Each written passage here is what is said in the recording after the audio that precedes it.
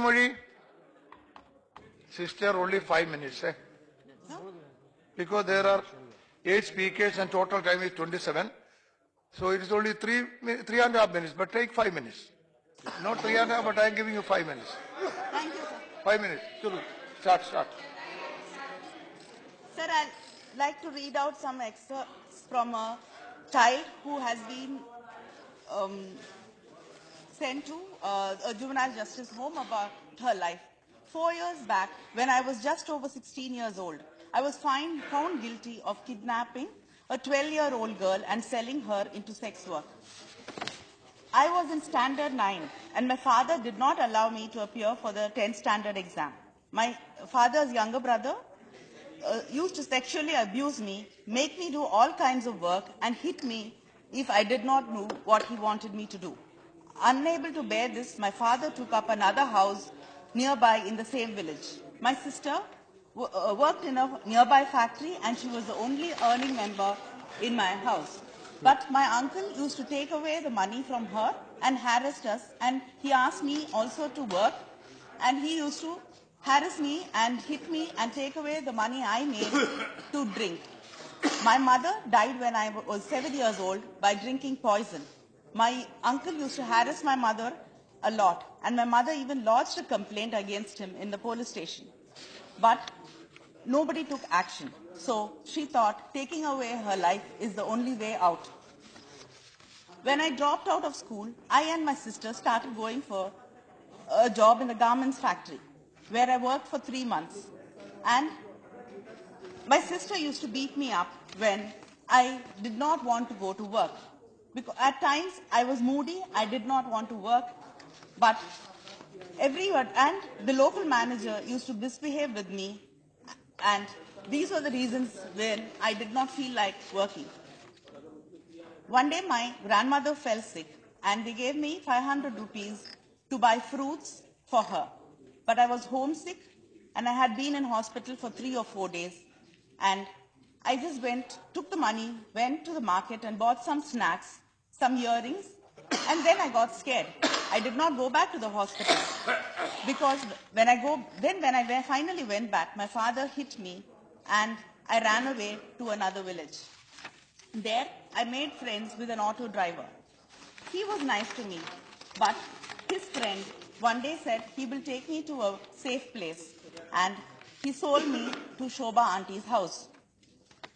There, a middle-aged man paid 5,000 rupees for me, and Shobha auntie asked me to go sleep with him. When I refused, she beat me badly and forcibly made me eat sleeping tablets. I did not know what was happening. There was a pregnant lady with me. The next morning she said that many men had raped me that night. After that, I was taken to a farmhouse along with other girls, and every time I was forced to go and sleep with different men.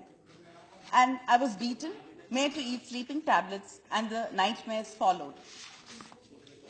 Then I ran away and came back home. But my family hit me, and they did not want to accept me back because I had brought a bad name to them. Then one day I met a young girl who was 12 years old called Sunita in the bus. And then, still desperate, because I had no place to go, I went back to Shobha auntie's house.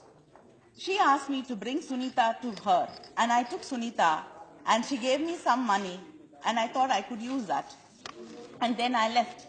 Later I came to know that Sunita had been taken to different places, including some tourist places, temple towns, etc., and treated very badly, burnt with cigarettes, etc. Then I realized what I had done was a very big mistake, but it was too late. I was taken by the police, who also slapped me and beat me badly.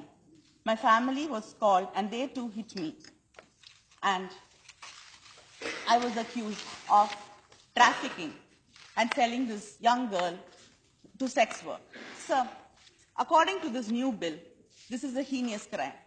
But can you say that this child who has gone through so much, something which none of us can really relate to, we can't imagine the trauma the child has gone through. And she has sold somebody without even understanding what she was doing, without understanding, without knowing what her act is going to do. And after all the trauma, the child cannot think straight, cannot understand what is right or wrong after what has happened to her. But under the new law, we will be sending her to prison because she has committed a heinous crime of trafficking. That's not correct. No, let me, yes. The minister, yes, in her beginning speech, it was a very, very convincing, very good speech. But, sir, we don't even have enough courts in this country. We don't have enough doctors in this country. We don't have enough judges in this country. There are thousands and thousands of cases waiting to be disposed. And do we have enough counselors? Do we have enough medical help? Do we have enough psychiatrists? Do we have enough psychologists?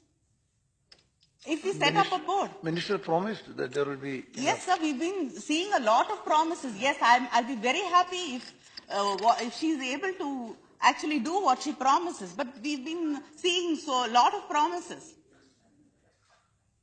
The governments have been promising to increase the number of courts and disposing all the cases. Have been able to do it. So, under these circumstances, this board, which is going to be set up, will they really be able to, will they be experts who will really be able to understand what this child went through and decide whether she has to be sent to jail, she has to be tried as an adult or as a juvenile? I think this is unfair. We are today very emotional.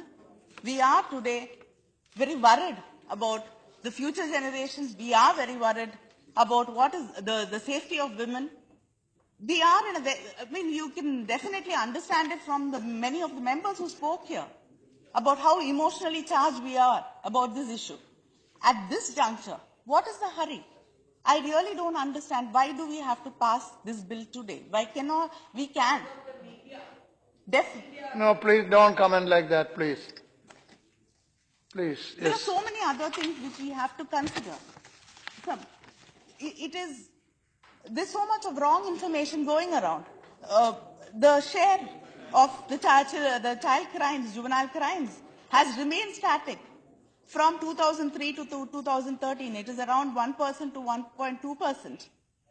It has not really gone up to the alarming numbers which is being talked about.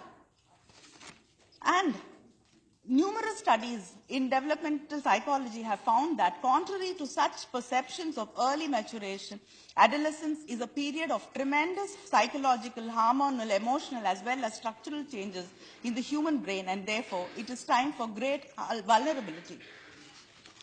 And according to the American Psychological Association, American Psychiatric Association, and American National Association for Social Workers, older adolescents lack the adult capabilities to exercise self-restraint, to weigh risk and reward appropriately, and to envision the future that are just you've as taken 8 critical minutes. to... Sir? You've already taken 8 minutes. Sir. I forgot to trust. Thank you, sir. I take it as a compliment, sir. As Please it's conclude. critical Please to conclude. mature judgment, especially Please in conclude. emotionally... Please conclude. No, Emotionally, yes, sir, finishing, sir. Yeah. Emotionally charged settings. Sir, the Standing Committee and the Justice Verma Committee have also expressed their opinions against bringing the age down to 16 years. Okay, no. So, when there's Now so much conclude. of debate happening and there's so much of concern about it, I think Okay. it would be really good if the government sends this to a select committee and we can have more discussions, Okay. more considerations, and then pass this bill. There is really no hurry in doing it. All right. I think the future of our children, the security is very important, but the future of our children is more important. I think we have to give it enough consideration before Okay. passing this bill. Thank Thank you. you.